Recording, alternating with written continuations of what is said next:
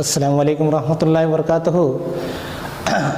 साय एज्युकेशनमध्ये तुमचं सहर्ष स्वागत आहे. मी आमिर खान. आज मराठी या विषयासंदर्भात काही संतवाणी अभंग शिकणार आहोत. महाराष्ट्र स्टेट बोर्डसाठी उर्दू मीडियम आणि मराठी मीडियमचे जे विद्यार्थी आहेत त्यांच्या मराठी विषयातील जी पहिली संतवाणी आहे, अंकिला मी दास तुझा.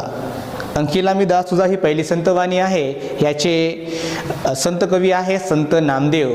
संत नामदेव याच्यामध्ये सांगत आहे, म्हणजे याचिका कृपा परमेश्वराजवळ करत आहे, श्री विठ्ठलाजवळ याचिका करत आहे की तू माझ्या काजासाठी म्हणजे कामासाठी धावते. त्यासाठी त्यांनी यामध्ये विविध दृष्टांत, विविध उदाहरणे देऊन की परमेश्वराला विठ्ठलाला विनवणे करत आहे. तर आपण ते पाहू की सर्वात अगोदर पहिली ओळ आहे की अग्नी माझे पडे बाळू माता धावे कनवाळू. अग्नी माझे, आता शब्दाचा अर्थ पण पाहू की अग्नी माझी. अग्नी म्हणजे आग. तर आग या इथं संकट की म्हणजे संकटात पडलेलं आहे की बाळ म्हणजे लेकरू, जे आईचं बाळ असतं ते जसं की संकटात पडलेलं आहे. तर संकटात पाहून कोणतीही आई असो ती काय त्यांना वाचवण्यासाठी धावत असेल. कारण की आई कशी असते, कनवाळू असते. कनवाळू म्हणजे काय, ममताळू. आईचं हृदय जे असतं ते फारच ममताळू असतो, हे सर्वांना माहीत आहे. ते एक तर दृष्टांत देत आहे की अग्नी माझे पडे बाळू माता धावे कनवाळू, की जसं की बाळ संकटात पडलेलं आहे त्याला वाचवण्यासाठी आई धावत जाते. काय जाते, धावत जाते, धावून येते. माता म्हणजे आई काय करते, आपल्या बाळाला वाचवण्यासाठी धावत येते, धावून येते. तैसा धावे माझिया काजा, तैसा धावे माझिया काजा अंकिला मी दास तुझा. की त्या प्रकारे जसे की आई ही आपल्या बाळासाठी धावत आली आहे, वाचवण्यासाठी धावत येते. तर तैसा त्या प्रकारे, अशा प्रकारे आई जशी आपल्या बाळाला मदत करते केव्हा पण संकटात, छोटं असो मोठं असो, तर त्या प्रकारे तू सुद्धा माझिया काजा म्हणजे माझिया म्हणजे माझ्यासाठी, माझ्या कामासाठी. काजा, काजा या शब्दाचा अर्थ होतो काम, की तू सुद्धा माझ्या कामासाठी काय आहे, धावते. आता का माझ्यासाठी कामासाठी तू धावते, कारण की मी काय झालेलो आहे, अंकिला मी दास तुझा. अंकिला म्हणजे शरण येणे, अंकित होणे. अंकिला म्हणजे शरण येणे, अंकित होणे. मी तुझा दास झालेलो आहे. दास म्हणजे गुलाम. मी तुझा परमभक्त झालेलो आहे, त्यासाठी मी तुझी विनवणी करत आहे आणि तू माझ्या कामासाठी धावते. की आपण आता पूर्णतः ओळ यांचं जोड पाहू की अग्नी माझे पडे बाळू माता धावे कनवाळू तैसा धावे माझिया काजा अंकिला मी दास तुझा. की जेव्हा अग्नी माझे सांगितले आहे की बाळ संकटात पडत आहे, संकटात पडल्यामुळे आई त्याला वाचवण्यासाठी धावत जाते, तशाच प्रकारे तो सुद्धा माझ्या कामासाठी धावते आणि माझी मदत कर. मी जेव्हा संकटात असेल, माझं काही काम अडलेलं असेल तर माझ्या कामासाठी तू धावते. पुढची पंक्ती पाहू आपण. संवेची झेपावे पक्षिणी पिली पडताची धरणी.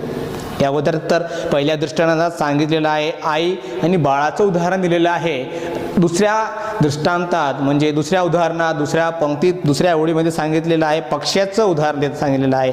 मग ते पक्षी असो का आई असो, आई असते ते आपल्या बाळाला ते चांगल्या प्रकारे सांभाळ करते. तर इथं काय सांगितलेलं आहे, संवेची झेपावे पक्षीनी पिली पडताची धरणी.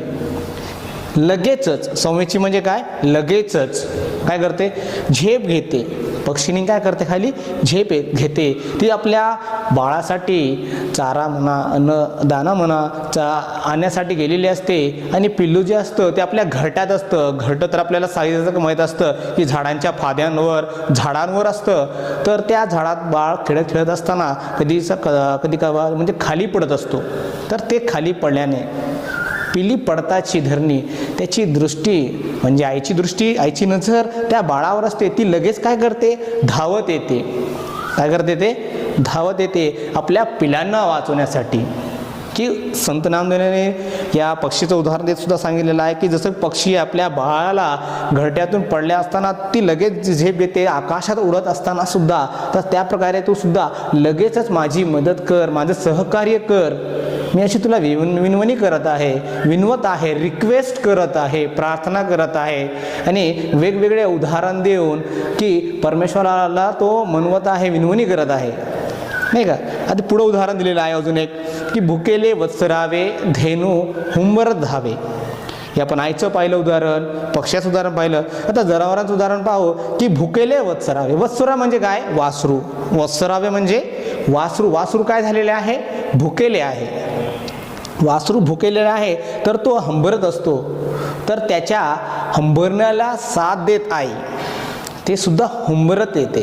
हुंबरत म्हणजे हंबरणे, जसं की हंबा आवाज काढत असतो पण, आणि ती लगेचच धावत आपल्या बाळाला दूध पाजण्यासाठी येते. ते भुकेलेलं आहे, त्याला चारा म्हणजे चारा अन्न त्याचं जे असतं ते त्याला देण्यासाठी येते.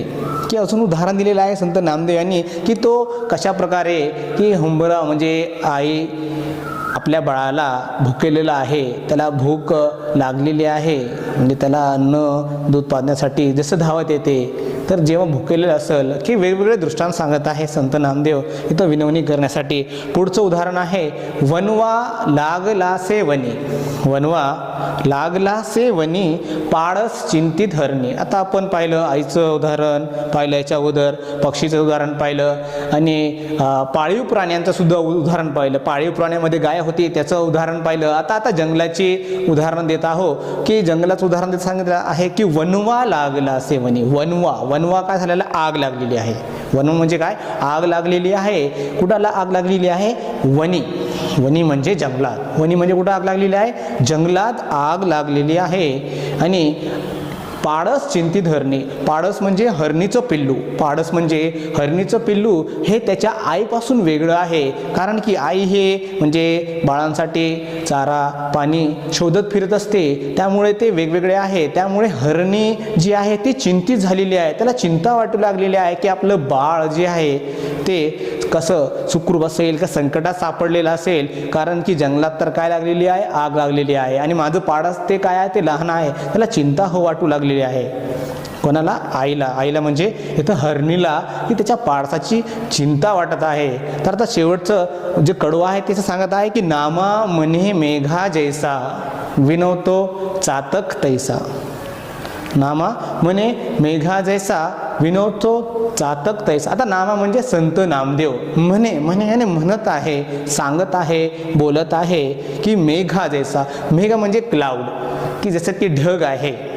ढग ज्या प्रकारे ढगातून पाऊस पडतो आणि त्या पाण्यांवर जसं चातक विनवणी करतो ढगाला, काय करतो? की चातक एक हा काय आहे?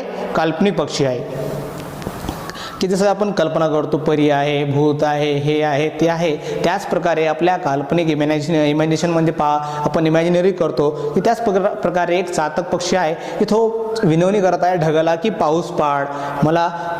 का पाऊस पाड? कारण की तो फक्त ढगाच्या पावसाच्या पाण्यांवरच काय असतो? जिवंत असतो.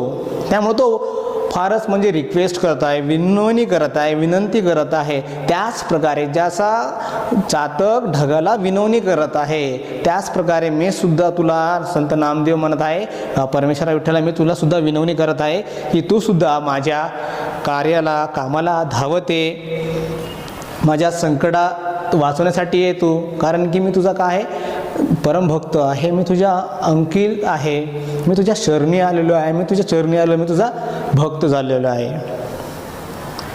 तर अशा प्रकारे संत नामदेव यांनी की वेगवेगळ्या प्रकारे दृष्टांत देऊन, संत नामदेव यांनी वेगवेगळे उदाहरण सांगून, आईचे उदाहरण देऊन, मग ती आई आपली माणसातली आई असो किंवा पक्ष्यामधली आई असो किंवा जनावरांमधली पाळीव प्राण्यांमधली आई असो किंवा जंगलातील आई असो, या प्रकारचे वेगवेगळे उदाहरण देऊ संत नामदेव यांनी काय केलेले आहे?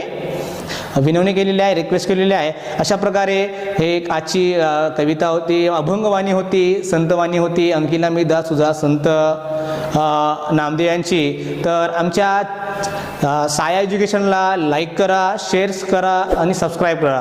पुन्हा भेटू या चॅनलवर. तोपर्यंत टेक केअर आणि कमेंट करायला पण विसरू नका. Okay, bye.